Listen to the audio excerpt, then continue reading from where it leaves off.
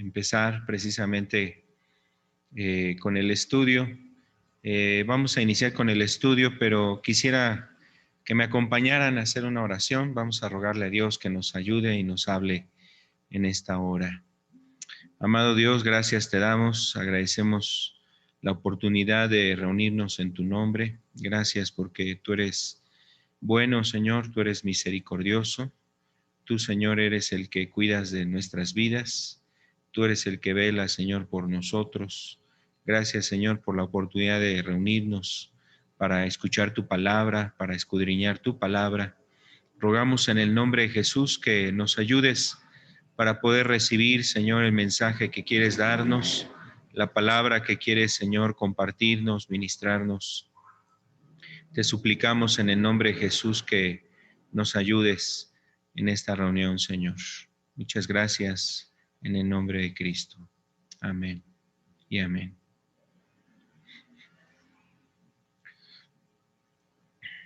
Ok, el día de hoy quisiera compartir con ustedes, hemos estado abordando ya un tema relacionado sobre el pecado y el día de hoy queremos continuar precisamente con este tema. Vamos a estar hablando sobre la naturaleza del pecado. Y el propósito de este mensaje es que conozcamos un poco más sobre lo que la Biblia nos enseña o nos habla, cómo nos describe al pecado. Y bueno, el propósito, además de que nosotros conozcamos qué es lo que dice la Biblia sobre el pecado, el fin es que al conocer cómo la Biblia nos habla sobre el pecado, cómo nos lo presenta, también nosotros tengamos presente cómo cuidarnos o cómo opera, qué es lo que va a producir en nuestras vidas, el peligro que hay precisamente en él.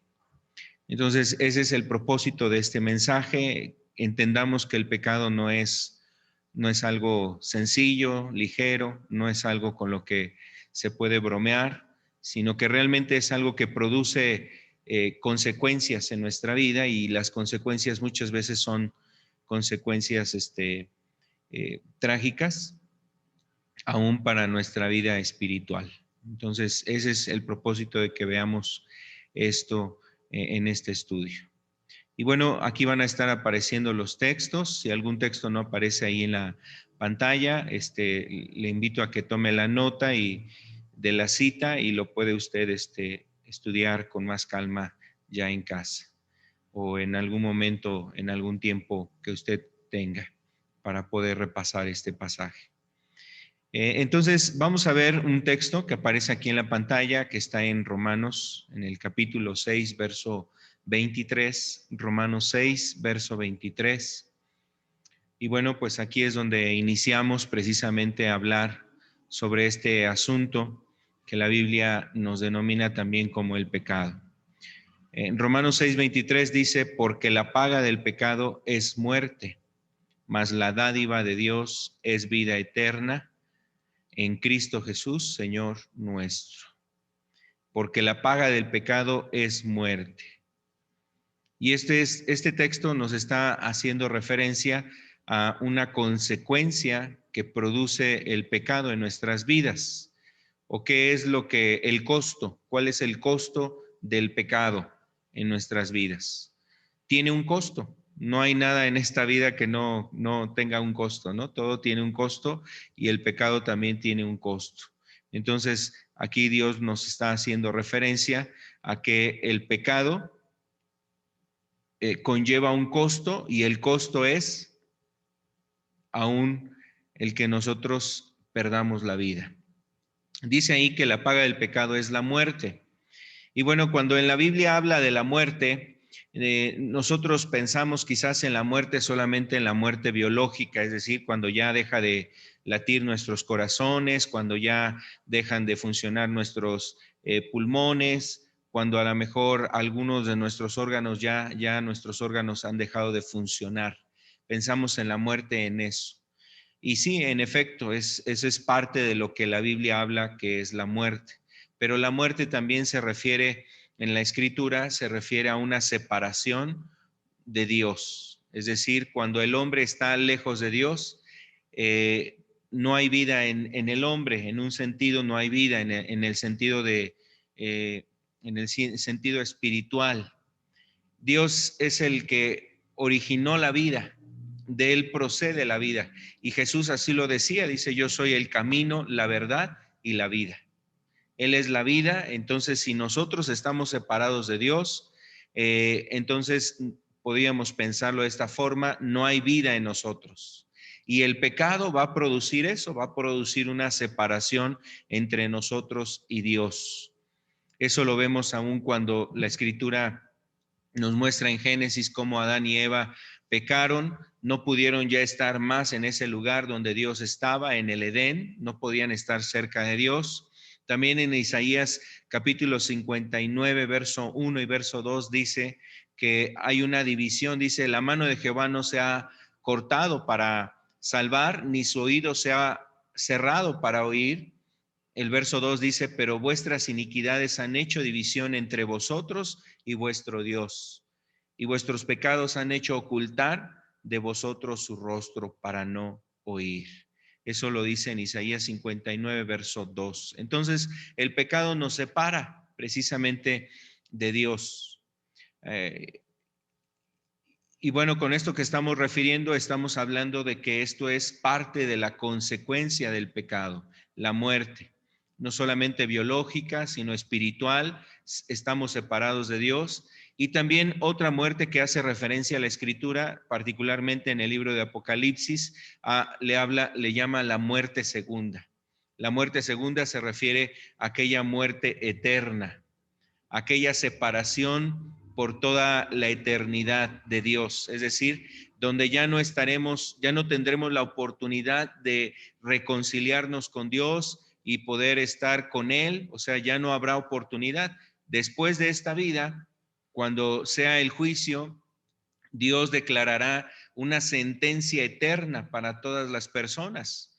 Para algunos será una sentencia para vida eterna, pero para otros será una sentencia para condenación eterna. Entonces, los que están sentenciados a la perdición y a la condenación eterna, a eso es a lo que la Biblia también le llama la muerte segunda.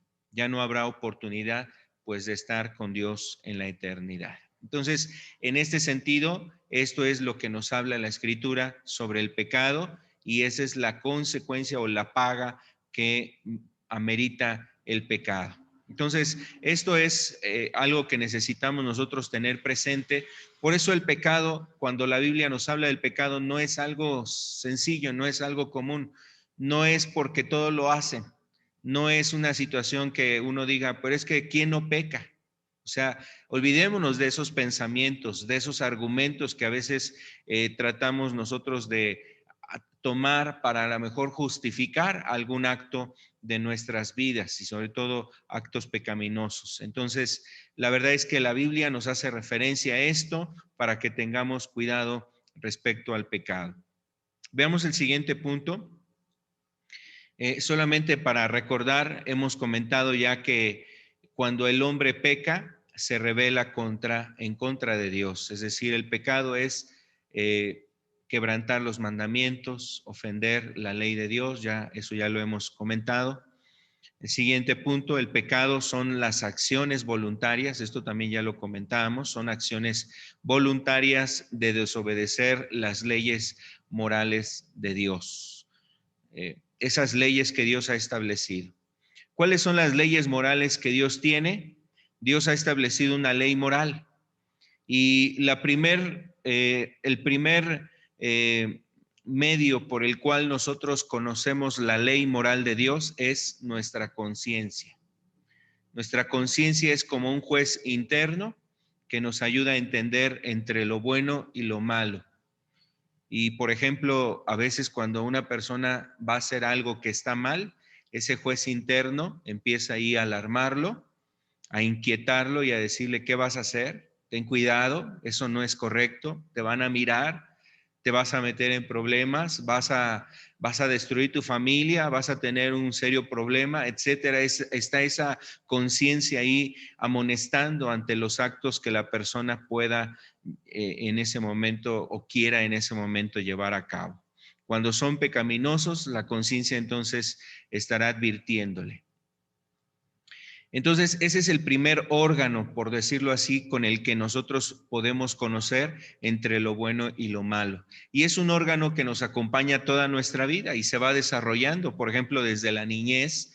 Muchas veces los niños a una corta edad ya van entendiendo lo que su conciencia les dice, ¿no? A veces los niños, si la mamá les dijo, no puedes comer dulces hasta después de la comida, y el niño a lo mejor está en la tentación con el dulce, pero lo ve ahí en la mesa, lo agarra y va y se esconde para a lo mejor comerse el dulce, pero él sabe que no lo puede hacer y entonces por eso va y busca hacerlo encubiertamente y quizás escucha la voz y rápidamente se espanta porque sabe que ya viene su mamá. Entonces ahí está la conciencia del hombre acompañándole desde muy corta edad para enseñarle precisamente a discernir entre lo que está bien y lo que está mal. Es el primer órgano que nos enseña la ley moral de Dios, la conciencia. El segundo órgano que tenemos es precisamente las escrituras, la palabra de Dios. Es precisamente la Biblia, el otro medio, el otro instrumento que tenemos para conocer la palabra, la ley de Dios. Ejemplos de la ley de Dios en la Biblia, por ejemplo, los 10 mandamientos, ¿no? Los que vienen aquí en las Escrituras, ahí usted los puede ver en Éxodo capítulo 20, del verso 1 en adelante, hace referencia a la ley moral de Dios. Después, en Deuteronomio se vuelve a repetir esos 10 mandamientos, los vuelven a repetir allá en Deuteronomio capítulo 5, se repiten esos mandamientos. Y así podemos ver varios pasajes en la Escritura que nos hablan sobre aspectos que son pecado, ordenanzas, mandamientos que Dios establece en las que nosotros debemos de dirigirnos. Entonces, la razón principal de los mandamientos es regular nuestra conducta entre nosotros y Dios, es decir, el propósito de los mandamientos establece los límites en la relación que debe de haber entre Dios y nosotros, o de nosotros hacia Dios. Es decir, qué es lo que le agrada a Dios de nuestras vidas. Y el segundo es legislar o cuidar la relación que hay entre nosotros y nuestro semejante. Si usted recuerda una ocasión a Jesús le preguntaban precisamente cuál era el mayor de los mandamientos, y Jesús contestaba, ¿no? El principal mandamiento es amarás al Señor tu Dios con todo tu corazón y con toda tu mente, y el segundo es semejante a amarás a tu prójimo como a ti mismo. Entonces en eso se resumen precisamente las leyes de Dios, la ley moral. Y esos mandamientos los tenemos en las Escrituras para conocerlos, para que nosotros sepamos qué es lo que a Dios le agrada y Él espera de nosotros. Entonces, cuando nosotros quebrantamos la ley de nuestra conciencia o la palabra de Dios, estamos pecando. Eso lo hemos ya comentado. Vamos al siguiente punto, por favor. Cuando una persona ha decidido voluntariamente pecar, ¿qué sucede? Quiero hablar de esos efectos o de los efectos que produce el pecado en el hombre. ¿Para qué? Para que entendamos precisamente lo que va a llevar, lo que va a surgir en una persona a causa del pecado. Vamos a hablar de estos efectos. Y bueno, pues aquí los vamos a solamente a mencionar, los vamos a ir viendo cada uno de ellos. ¿Qué efecto hay cuando el hombre peca? Va a venir un engaño, o es a causa del engaño que el hombre peca. También por causa del pecado viene una autodestrucción del alma. Ahorita vamos a explicar estos puntos, solamente los estoy mencionando. Una autodestrucción del alma. ¿Qué más viene al hombre a causa del pecado? Se endurece el corazón. Se endurece el corazón. ¿Qué otra cosa viene? Se corrompe el carácter. Se corrompe el carácter.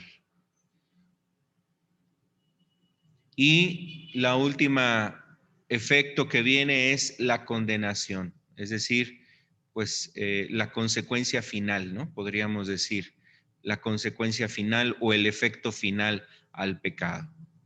Vamos a ir explicando cada una de ellas y quisiera hablar un poco sobre el engaño, la primera que estábamos mencionando. El engaño. El pecado, pues es algo placentero. Eso es algo que debemos de entender. El pecado es placentero, es agradable a la carne. El hombre encuentra en él un deleite. Ahí debe decir eso. El hombre encuentra un deleite. Cuando la persona peca, cometer pecado, pues realmente no es algo que la gente diga es desagradable. Que alguien diga, ¿cómo me fastidia pecar? O sea, no es eso. Realmente el pecado se muestra como algo atractivo, como algo que es realmente atrayente, seductor, que quiere seducir nuestras emociones, nuestros ojos, nuestros sentidos, quiere seducir nuestro ser. Queremos ser seducidos, invitados a eso. El pecado se muestra como algo placentero y atractivo. No es algo despreciable, aborrecible, desechable. O sea, realmente el pecado no se va a presentar así. Por eso el pecado, la naturaleza del pecado, tenemos que decir tiene este elemento, es algo engañoso, sumamente engañoso. Si usted recuerda, por ejemplo, la historia de Adán y Eva en el Edén, dice que cuando Eva miró ese árbol del cual le habían dicho, no tomen de ese árbol, no coman, dice que lo miró y que lo vio un árbol codiciable. Un árbol codiciable, con un fruto quizás algo que le llamó la atención. Y ahí vemos el efecto del pecado. El pecado atrae, seduce, induce a las personas a que lo tomen, lo prueben, lo practiquen, lo lleven a cabo. Y eso lo vemos en el mundo, o sea, es más fácil que las personas sean invitadas a hacer lo malo que a hacer lo bueno. Parece que es más, también es más atractivo, es más inclusive digno me refiero, hay más personas que imitan lo malo que lo bueno.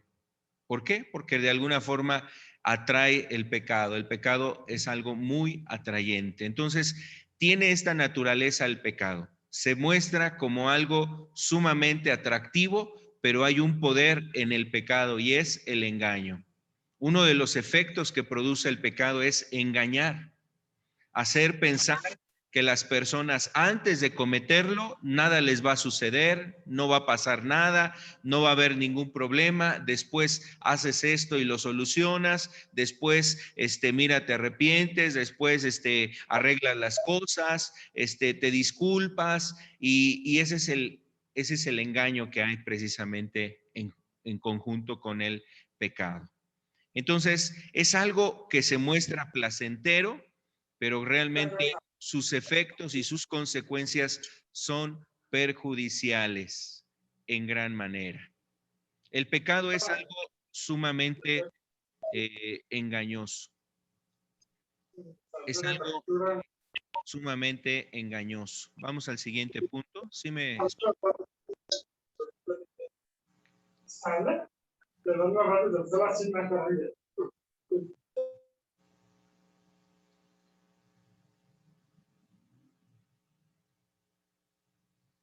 Entonces, estamos aquí refiriendo que por sus efectos y consecuencias son perjudiciales en gran manera y bueno, se muestra como algo sumamente engañoso.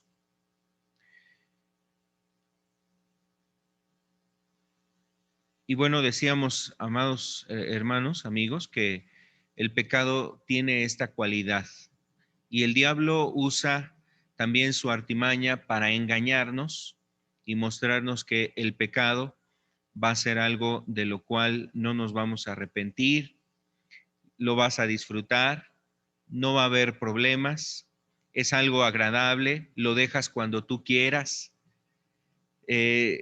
pruébalo tantito y ya después tú cuando decidas lo vas a dejar.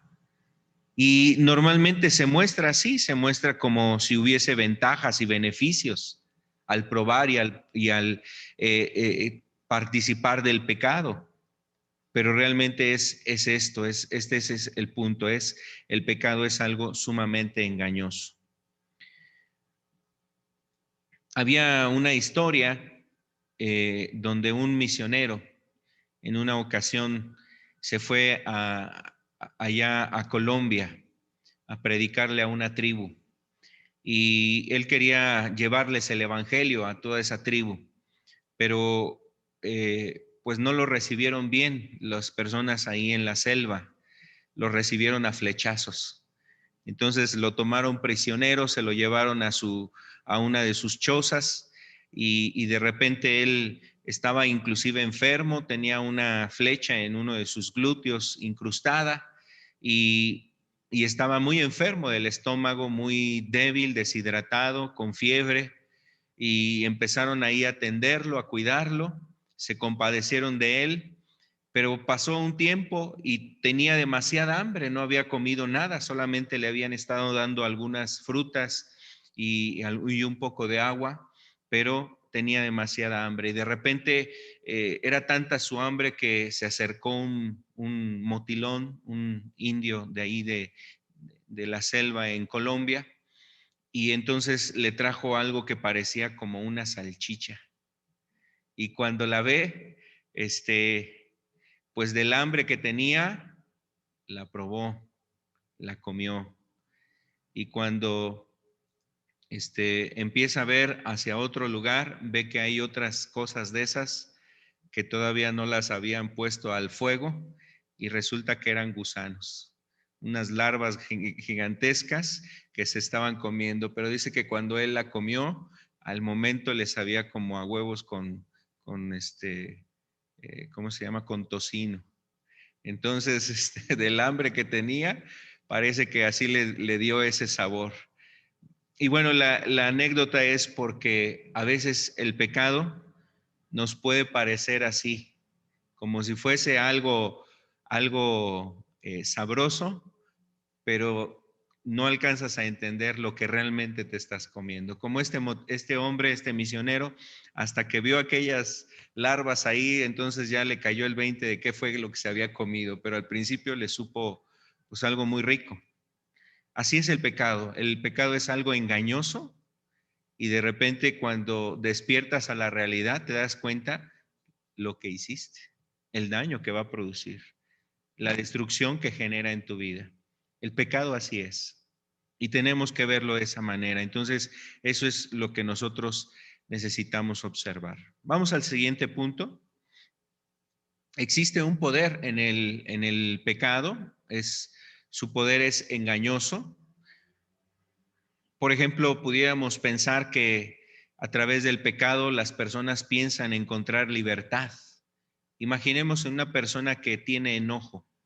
Está enojada, tiene rencor, resentimiento hacia alguien y le viene la idea de a lo mejor de vaciar, de vertir, de sacar todo ese enojo hacia la persona con la cual tiene un disgusto. Y quizás se enoja, le grita, le golpea, la ofende, la insulta, le desea que se muera. O hay quienes hasta en ese sentido de querer sentirse libres de ese coraje y de ese enojo, pues llegan hasta el homicidio, ¿no? Entonces, podríamos pensar que de esta forma es como actúa el pecado, donde ofrece una libertad, pero te conduce a una esclavitud. El pecado conduce a una esclavitud. Esto es algo muy importante. Jesús nos dice en la Escritura que el pecado esclaviza. Ahí en Juan capítulo 8, Jesús nos hace referencia que todo aquel que comete pecado, esclavo es del pecado. Te hace ver lo agradable y que después puedes dejarlo cuando a ti te plazca. O sea, esto es algo que hay en el pecado. Te hace ver lo que es agradable y que tú puedes dejarlo en el momento en que a ti te plazca. Pero realmente todo esto es el poder engañoso que hay en el pecado. Te ofrece placer para luego culparte de forma que no lo soportes. Y así es, realmente el pecado te atrae, te seduce, y cuando tú caes en ese anzuelo, participas del pecado, después ahí está el pecado realmente en ti, haciéndote también sentirte muy mal, tu conciencia se siente mal, se siente muy culpable de lo que hiciste, y esto es precisamente lo que produce el pecado. ¿Qué más? La siguiente diapositiva te muestra las ventajas, beneficios, pero no te habla de la deuda que tienes que pagar.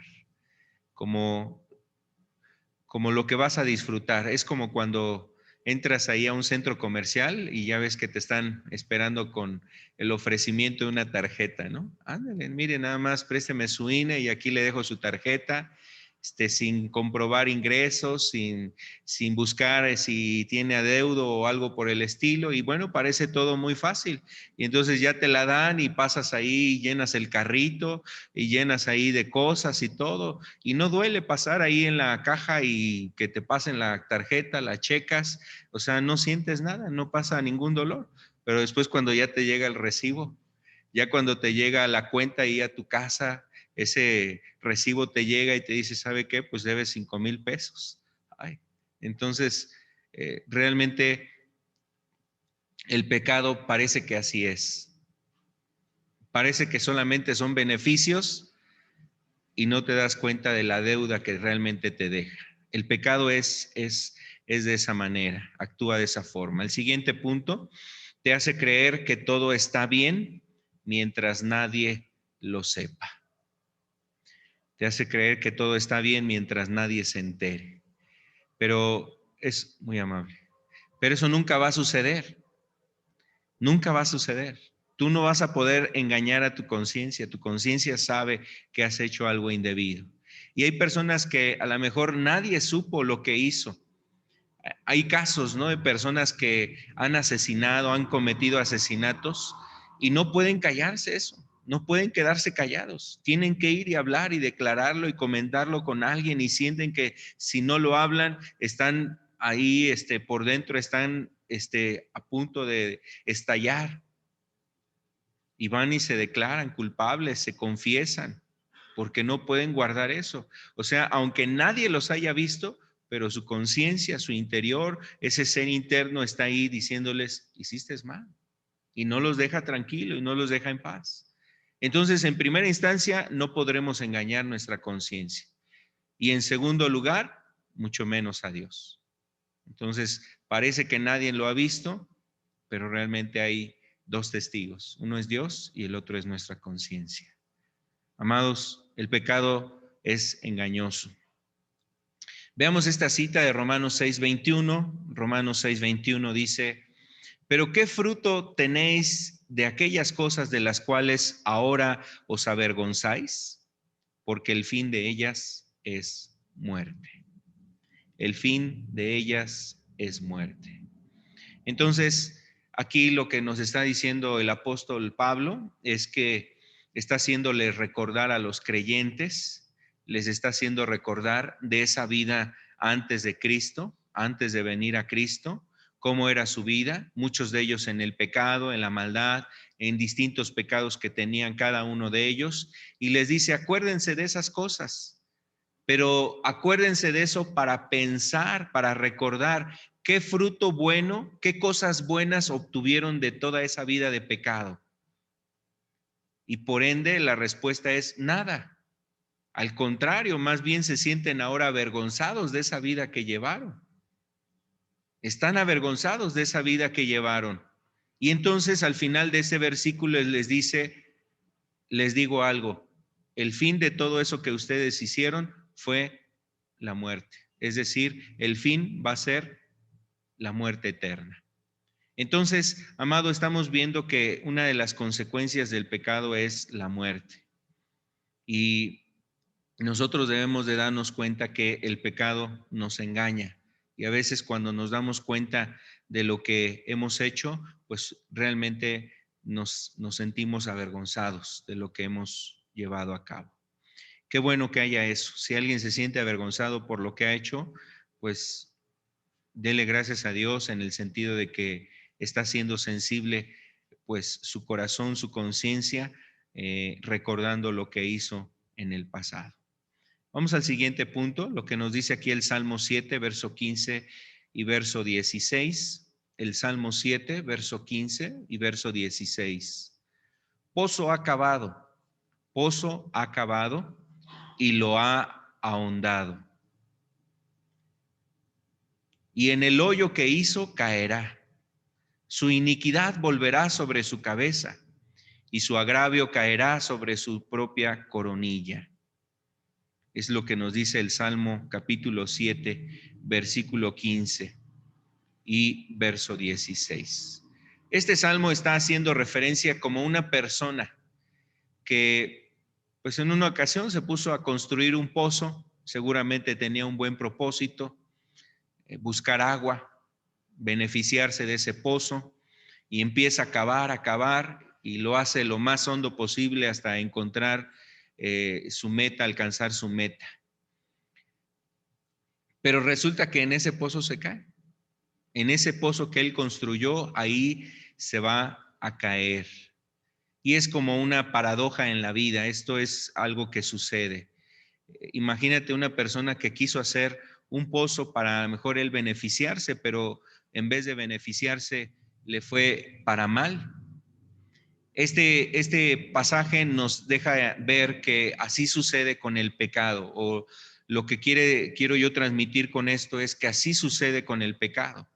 Ya decíamos que el pecado se muestra como algo atractivo, como algo que parece que trae cosas buenas, pero no nos deja ver las consecuencias. Y entonces el pecado realmente lo que nos va a traer son consecuencias malas. La iniquidad volverá sobre su cabeza y su agravio caerá sobre su propia coronilla, es lo que dice el verso 16. Esto es lo que habla también el libro de Gálatas cuando dice, todo lo que el hombre sembrare, eso también cosechará. Si el hombre siembra iniquidad, dice aquí, su iniquidad volverá sobre su cabeza. Sembrar iniquidad o hacer iniquidad, pues quiere decir aquel que hace lo malo, aquel que comete pecado. ¿Le va a venir la maldad? Este es un principio espiritual que vemos en la Escritura. Todo lo que el hombre siembra, eso también cosechará. Entonces, el pecado produce otro efecto en la vida del hombre que es autoengaño. Vamos al siguiente punto. Autoengaño.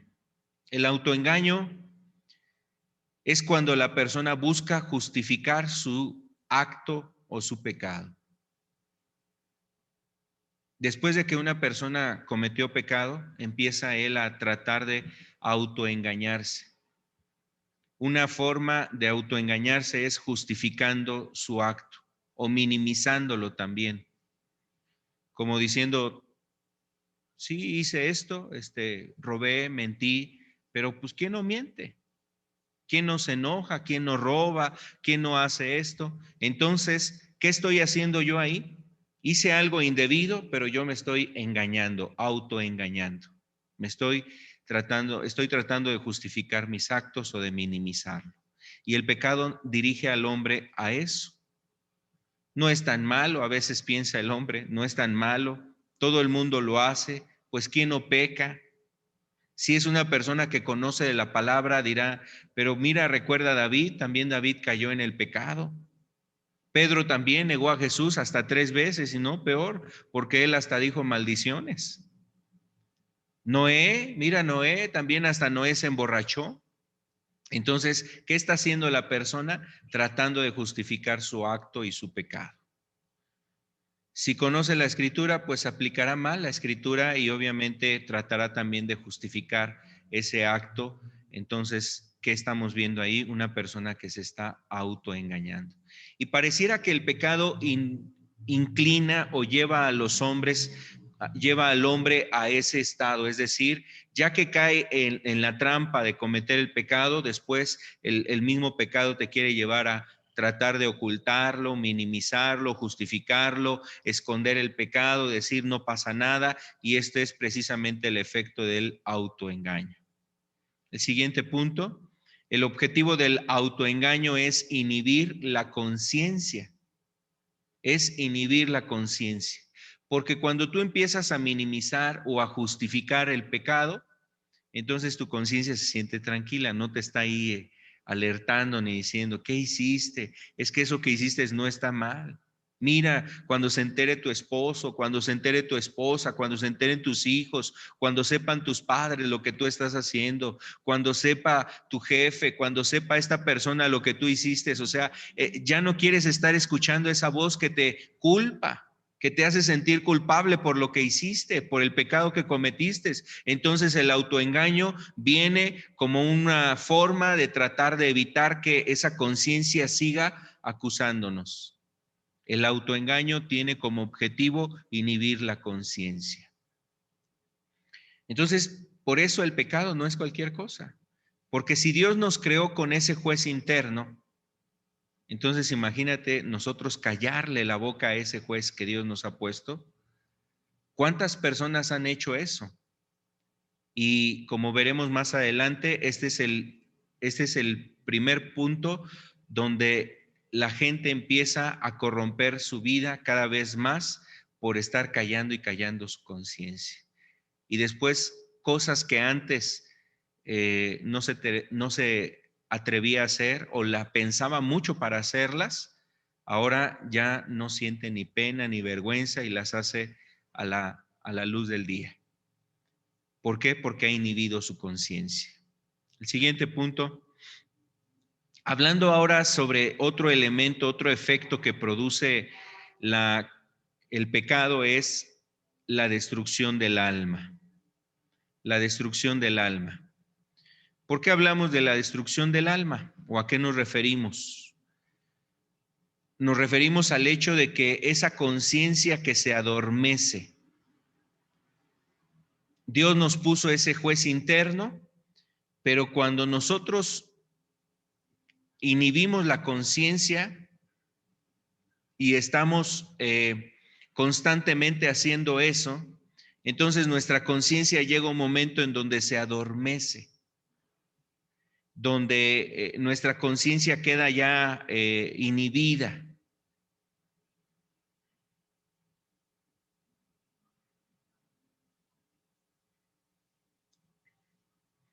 La Biblia, por ejemplo, hace referencia a un concepto donde hace referencia a personas que tienen cauterizada la conciencia. Cauterizada. La conciencia adormecida es un estado en donde la persona, por justificar el pecado que ha cometido, continuamente, ha inhibido a su conciencia. Entonces esa conciencia inhibida ya no responde de la misma forma, ya no actúa de la misma manera. Le quiero poner un ejemplo. Haga de cuenta que una persona que nunca ha estado trabajando en un trabajo así físico, rudo, a lo mejor, no sé, con palas, con picos, con martillos, con cinceles, nunca ha estado trabajando con eso. Pero en algún momento inicia a trabajar y agarra una pala y empieza ahí a mover arena, a hacer ahí mezcla, algún tipo de trabajo así. ¿Qué va a pasar en unas horas cuando esté ahí moviendo la pala y todo eso? En sus manos empieza a brotar ampollas. Empiezan ahí a brotar ampollas y esas ampollas son sumamente incómodas, dolorosas. Son dolorosas, son incómodas, más cuando se revientan, arden, incomodan, o sea, la gente si sigue trabajando así, después hasta se hace una grieta ahí, se hace una herida, sangra. Bueno, pensemos que la conciencia es como una ampolla que nos advierte que algo está mal. Sin embargo, si esa persona por la necesidad sigue trabajando y trabajando, pues llegará un momento donde esa ampolla ya no es molesta, se convierte en un callo, en una callosidad. Su piel se hace dura, áspera, se hace más resistente a ese trabajo. Y agarrar una pala, pues ya no le sacan pollas. Así sucede con la conciencia cuando es inhibida. Cuando nosotros la callamos, se adormece, se hace como una callosidad, donde la persona está haciendo lo malo, pero su conciencia ya no le molesta, ya no le inquieta, ya no le perturba, ya no le hace, esa persona ya no está haciendo algo indebido. No alcanza a comprender que está haciendo algo incorrecto, que está quebrantando la voluntad de Dios. Entonces, eso es parte de la destrucción que genera el pecado en nuestra vida. Destruye nuestra conciencia. ¿Qué más también? El siguiente punto.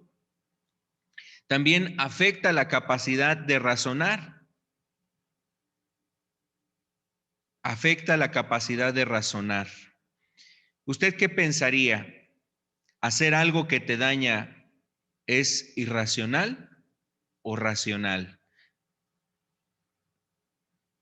Es algo irracional, ¿no? Seguramente usted ha respondido a eso. Si nosotros hacemos algo que nos hace un daño a nosotros mismos, decimos, bueno, pues esa persona que no está pensando en lo que está haciendo, se está dañando a sí misma. Sin embargo, el pecado, en algún momento entendemos y nos damos cuenta que nos está dañando, pero lo seguimos haciendo. Entonces, por eso decimos, el pecado afecta nuestra capacidad de razonar. Y así lo refiere la Escritura, o sea, deja ver cómo la conducta de los hombres en algún momento reconocen y recapacitan y dicen, es que hice una locura. Y cuando dicen que hicieron una locura, están haciendo referencia a que, ¿cómo no me di cuenta antes? O sea, ¿por qué no me di cuenta que estaba destruyéndome, haciéndome un daño, haciendo un daño con Dios, ofendiendo a Dios, etcétera? Por ejemplo, quiero leerle lo que dice aquí el libro de Samuel, primera de Samuel, capítulo 13, verso 13. Primera de Samuel, capítulo 13, verso 13. Allí aparece el texto en la pantalla. Entonces Samuel dijo a Saúl, locamente has hecho. No guardaste el mandamiento de Jehová tu Dios, que él te había ordenado. Pues ahora Jehová hubiera confirmado tu reino sobre Israel para siempre.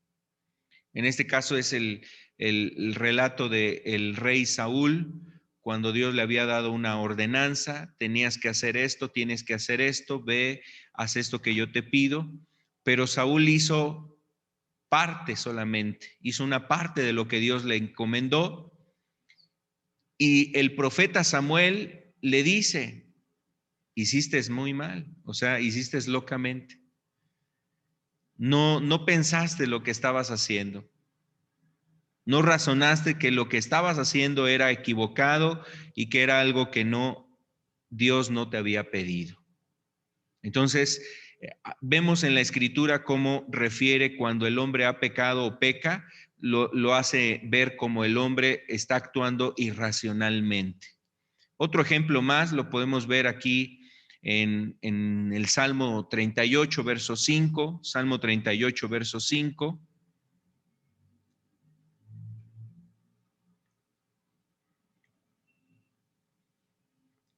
Dice, hieden y supuran mis llagas a causa de mi locura. Hieden y supuran mis llagas a causa de mi locura. En este caso, el salmista está lamentándose por lo que él hizo y dentro de esa falta del pecado que él cometió, él reconoce que fue una locura. Entonces nos deja ver cómo el hombre al pecar, pues está también dañando su razonamiento. Hace algo que le está produciendo un mal, un daño. En Proverbios capítulo 6, verso 23, también nos hace referencia a algo similar. Mire cómo nos lo dice aquí. Proverbios 6, verso 23 dice, El hombre que comete adulterio es falto de entendimiento. Eso es lo que nos dice ahí en Proverbios 6:23. Alguien quien comete adulterio es alguien que está haciendo algo irracional. Se está haciendo un daño a sí mismo. Entonces, de esta manera nos pone precisamente la Escritura el pecado, o sea, es algo irracional. ¿Qué otro aspecto, otro efecto, otra de las cosas que produce el pecado en el hombre es endurecer el corazón? Endurecer el corazón.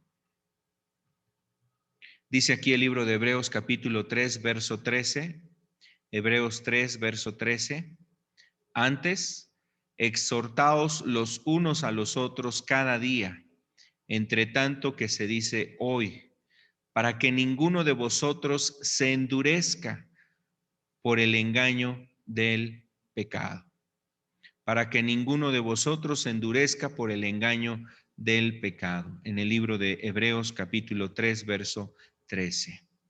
Entonces aquí la palabra de Dios nos dice que el pecado tiene un poder y uno de esos poderes que tiene no solamente es engañar, sino también hacer que la persona se endurezca.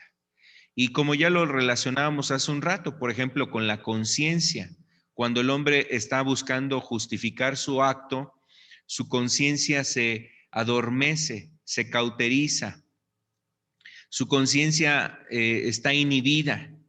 Entonces esa persona va a ser poco sensible a lo que es bueno, a lo que es correcto, a lo justo.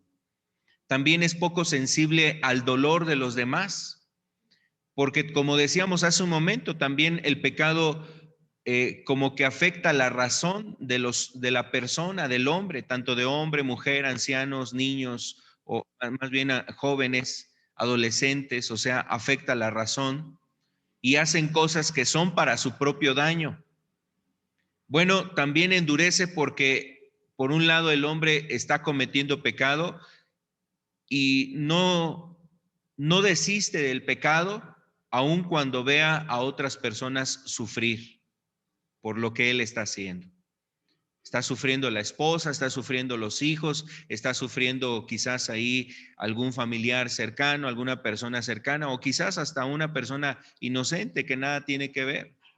Está sufriendo por causa de su pecado, pero eso no le conmueve, no le hace desistir, no le hace cambiar de su proceder y de su actuar. Y vemos a personas que han caído en ese estado, personas que ya no tienen remordimiento, ¿no?, de lo que hacen. Matan a sueldo, matan de alguna forma también con saña, con mucha maldad, o sea, agregan elementos de maldad. No se conforman solamente, o sea, no es solamente quitarle la vida a la persona, sino ponerle elementos que inspiren o que anuncien su crueldad, su grado de violencia. Y eso lo vemos comúnmente. Quizás usted escucha alguna noticia y luego escucha los casos de gente que hace daño. O gente que daña a personas inocentes, ¿no? Por ejemplo, adultos que abusan de niños, que cometen violaciones, que secuestran a niñas, a niñitos, padres que golpearon a sus hijos hasta el grado de matarlos. ¿Qué estamos viendo ahí? Un corazón endurecido. Gente que ha perdido el afecto natural, como dice la Escritura, a causa del pecado, a causa de la maldad. Padres que abusan sexualmente de sus hijos. ¿Por qué? Porque hay un corazón endurecido.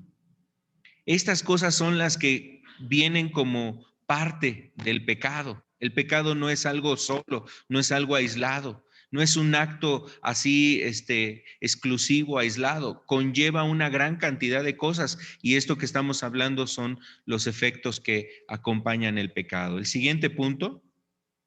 Endurecer quiere decir insensibilizarse u obstinarse en algo a pesar de las razones que se le puedan dar para no ir en ese camino. O sea, por más que le llora a la mamá, por más que el esposo quiere hacer entender a la esposa o viceversa, la esposa quiere hacer recapacitar al marido, no cambia de camino, por más que los padres hablan con ese hijo, no quiere enmendar su camino, no quiere corregir su forma de vivir, está obstinado en ese camino, quiere seguir en ese camino, es un corazón endurecido. Es un corazón endurecido. Un caso de estos lo vemos en el caso en las escrituras vemos, pues, bueno, hay varios casos, pero uno que tengo aquí ahorita presente es el caso del hijo pródigo, ¿no? Donde el hijo pródigo, pues, le pide al padre la parte de los bienes que le corresponden, él decide irse y vivió perdidamente. ¿Quién iba a hacer desistir a ese hijo? Estaba obstinado, estaba ya en su rebeldía, en su propio pensamiento y no haría caso. Entonces, solamente las circunstancias vinieron a darle una enseñanza y una lección, a darse cuenta que no era lo que tenía que hacer. Bueno, el corazón endurecido es parte de las consecuencias del pecado. La siguiente, la corrupción del carácter. La corrupción del carácter.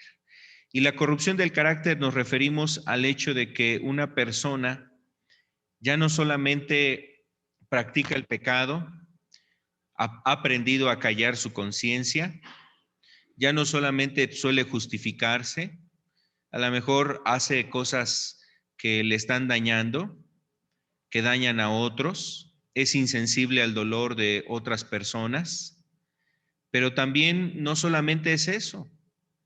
Ahora la persona se corrompe cada vez más, es decir, que cada vez está empeorando su estado. Ahora está haciendo cosas que antes ni imaginaba llegar a hacer. Nunca imaginó llegar a ese grado. Nunca pensó caer tan bajo, por decirlo así. Nunca pensó cometer un asesinato. Nunca pensó que por estar ahí probando el alcohol llegaría a lo mejor a estar pues ya andando en la calle pidiendo dinero para comprarse un alcohol ahí para sentir un poco de alivio. Y su carácter se fue corrompiendo y corrompiendo cada vez más. El pecado lleva a ese grado. Por ejemplo, lo vemos en el adulterio. En el adulterio las personas van corrompiéndose, pero después la corrupción llega a tal grado donde se separan o donde a lo mejor el esposo, la esposa, ya delante de los hijos, ya sin ningún sentimiento de pena, de vergüenza, la persona está realmente ahí haciendo su mal delante de todas las personas que lo conocen. La corrupción, hay una corrupción en el carácter. Vamos a ver esta cita de Primera de Reyes, capítulo 16, verso 30.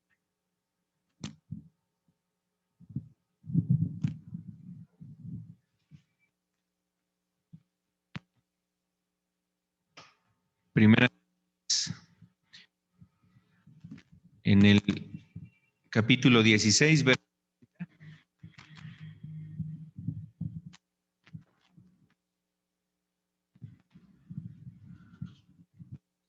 Bueno, como que el cable aquí falla y de repente se va el sonido.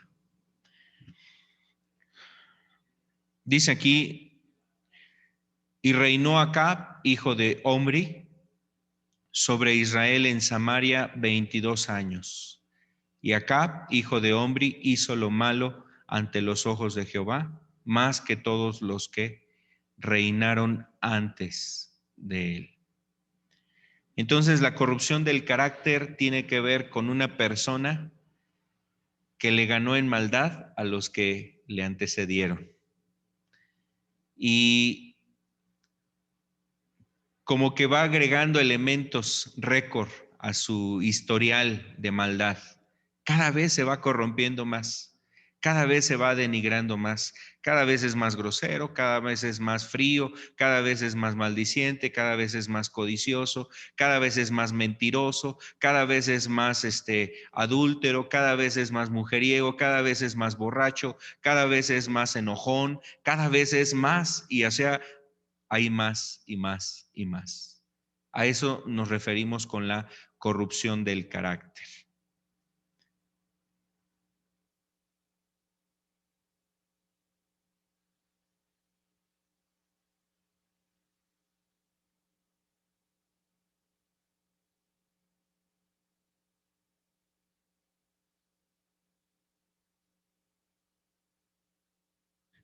Sí. Entonces cada vez se corrompe más el carácter. Y, y el pecado es precisamente así, lleva a eso. Entonces, lo triste es que la persona no alcanza a comprender que se está corrompiendo.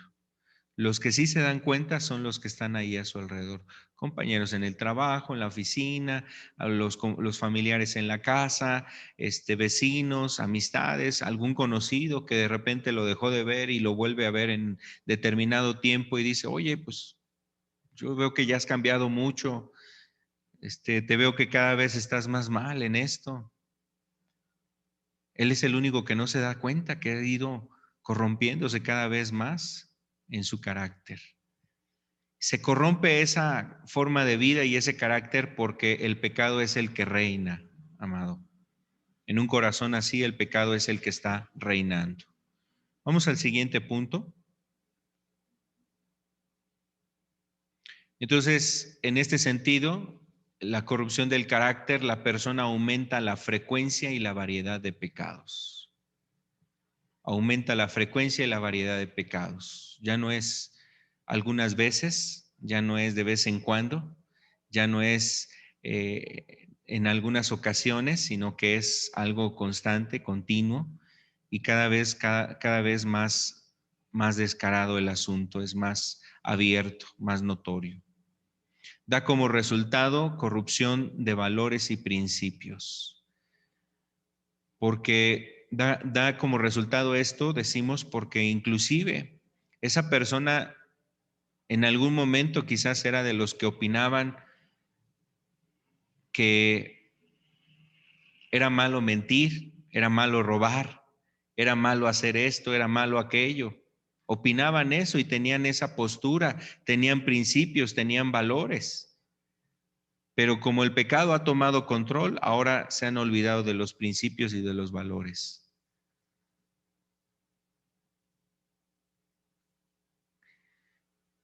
El siguiente punto, se pierden los límites. En un estado así se pierden esos límites, parece que ya no hay nada que lo detenga.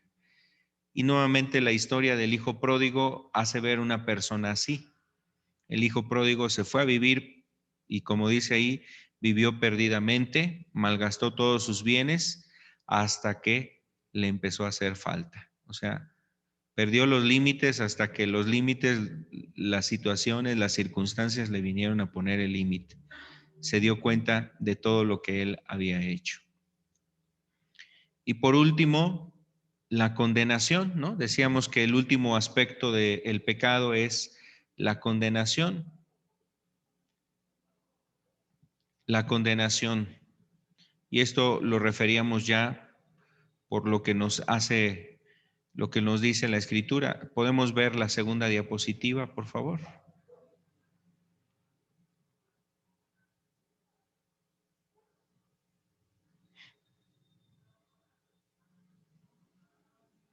La segunda diapositiva nos dice que la paga del pecado es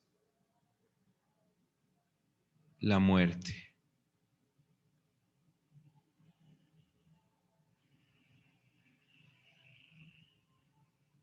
Entonces, eso lo explicábamos casi al inicio. La paga del pecado es muerte y hablamos de que la consecuencia precisamente del pecado es la condenación eterna.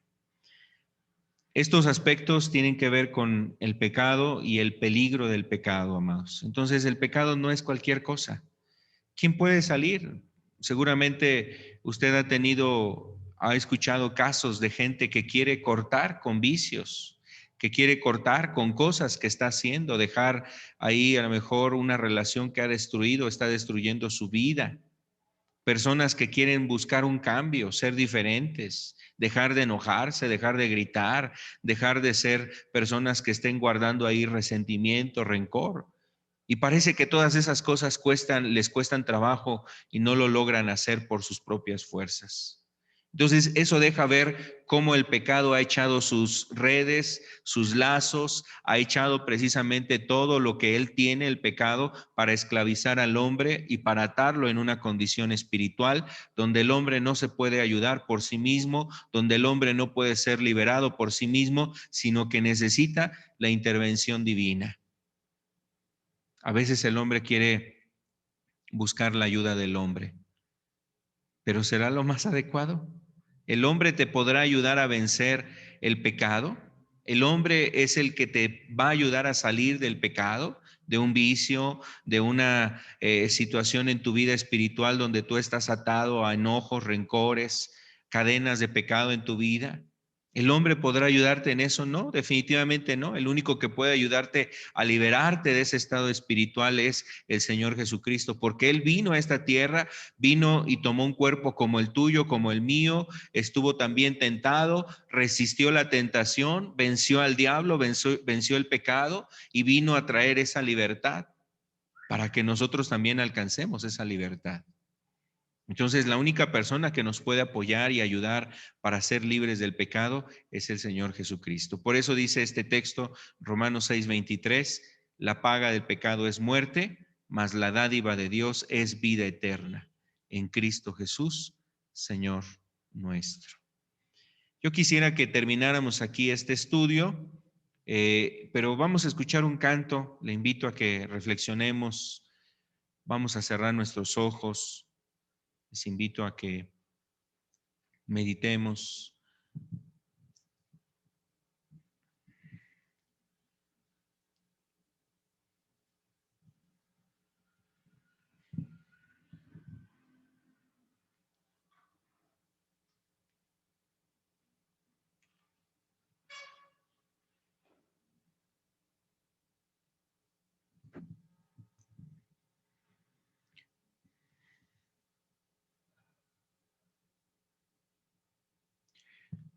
Los efectos del pecado en el hombre generan mucho daño, mucha destrucción, generan mucho prejuicio, mucho mal.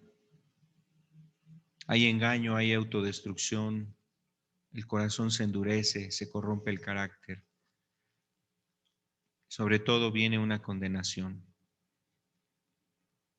Dice la Escritura también en Romanos 3:23 que por cuanto todos han pecado están destituidos de la gloria de Dios. El pecado nos aparta de la presencia de Dios. Por eso el pecado no es cualquier cosa en la Biblia. Es decir, el pecado no es cualquier situación. El pecado es algo que sumamente Dios quiere eh, que desaparezca de nosotros, que sea apartado de nosotros el pecado, por todo lo que conlleva, el daño, el mal, la destrucción, la condenación que viene.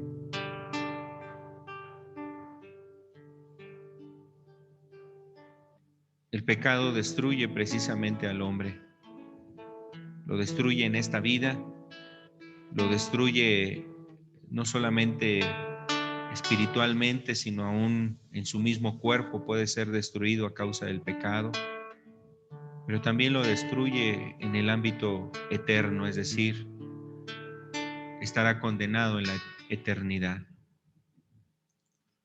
Por eso Dios quiere que nosotros veamos el pecado de otra manera, no es cualquier cosa, es un grande mal, es un grande mal que ha venido a cautivar a los hombres.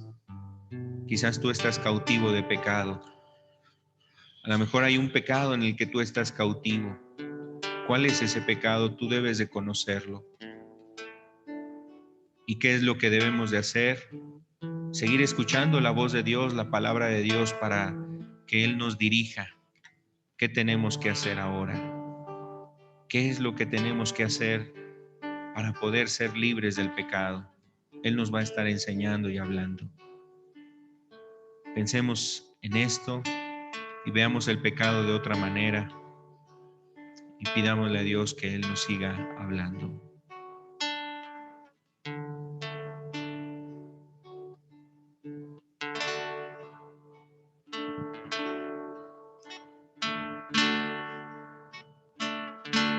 Antes de ti, Señor, mi alma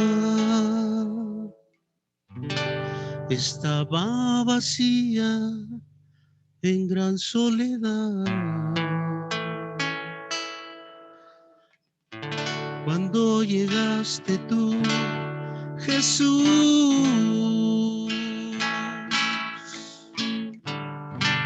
me diste vida, gozo y paz. Así es, Señor.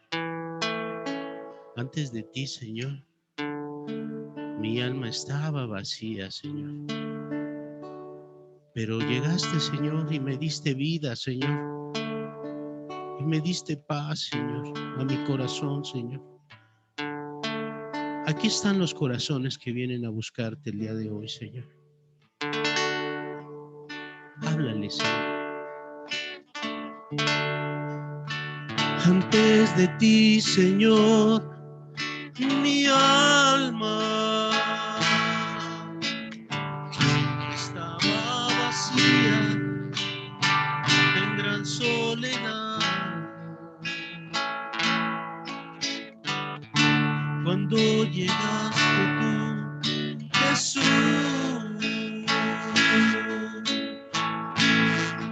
me diste vida, gozo y paz. Y ahora no puedo estar sin ti. Ahora no puedo estar sin ti.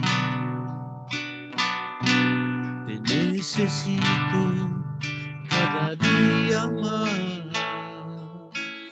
Dile, te necesito cada día más. Y ahora no puedo estar sin ti. Y ahora no puedo estar sin ti. Te necesito cada día más. Te necesito cada día más. Jesús.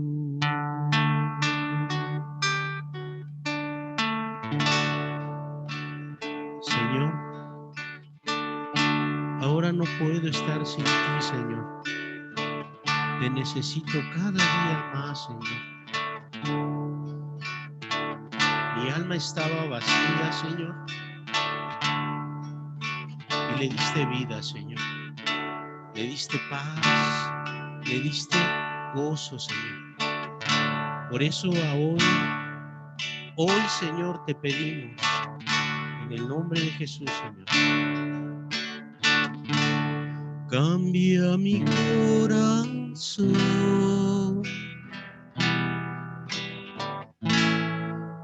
hazlo fiel a ti, hazlo fiel a ti, Señor. Cambia mi corazón,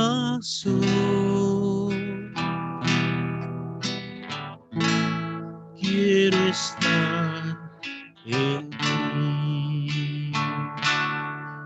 Dile al Señor esta noche, abre tu corazón y dile,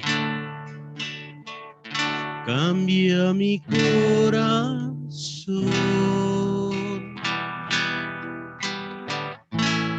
hazlo fiel a ti, solo a ti, Señor. Cambia mi corazón,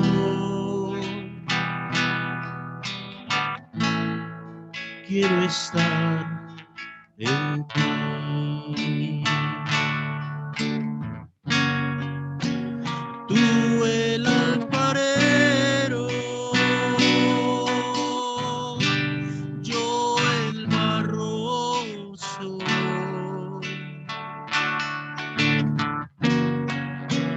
Cambia mi vida,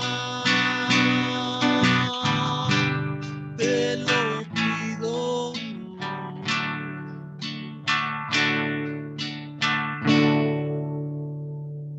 Cambia mi corazón.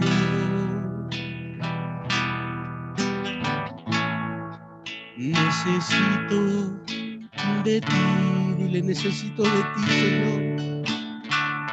Acércate hoy a mí. Tócame, Señor. Tú el alfarero, yo el barro soy. Moldéalo, Señor. Cambia mi vida, te lo pido.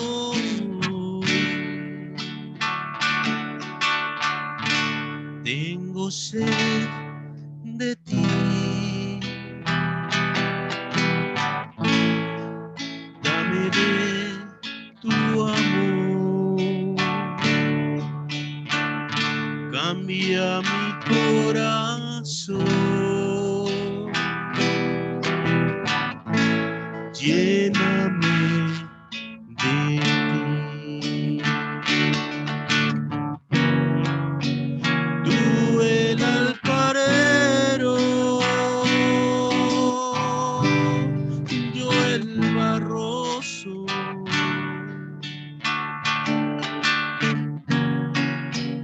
Cambia mi vida, te lo pido.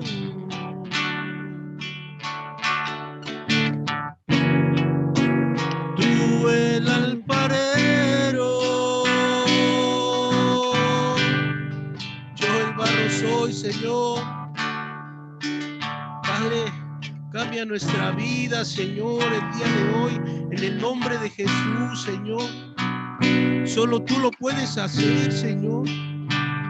Padre, te lo pedimos hoy, Padre, en el nombre bendito de tu Hijo amado, Señor. Oh, Señor.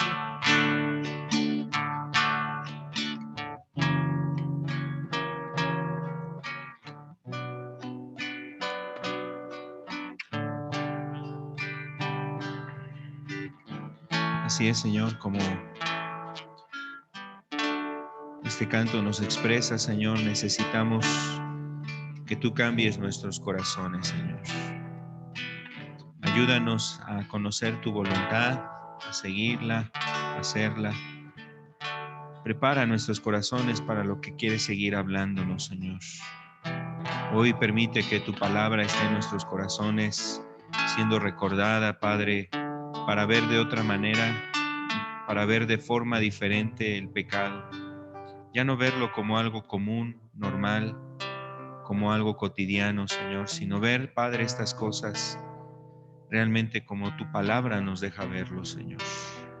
Ayúdanos a ver que no es cualquier cosa, Señor, el pecado. Queremos pedirte que también tu Espíritu nos enseñe aún, Señor, a entender el propósito que tienes en nosotros, ese propósito que tienes, Señor, de seguir escuchando tu voz, tu palabra, para llevarnos a Cristo, para llevarnos a los pies de Jesús y poder ser liberados, Señor, porque sabemos que tú has venido a traer libertad a los cautivos. Queremos, Señor, rogarte que esa libertad venga entre nosotros, que tú liberes la mente de los cautivos, Señor, que liberes el alma de los que están cautivos en el pecado, Señor, que rompas las cadenas esclavitud al pecado, Señor, que traigas la liberación que solamente tu amado Hijo puede hacer, Señor. Ayúdalo, Señor, ayúdanos, Señor eterno. Libera de aquellas cosas, Señor, en las que el alma esté prisionera, Señor. Que sea tu Espíritu Santo glorificando a Cristo entre nosotros. Gracias te damos por este momento, por la palabra, y rogamos que nos sigas hablando, Señor, en el nombre de Cristo Jesús. Amén y amén, Señor.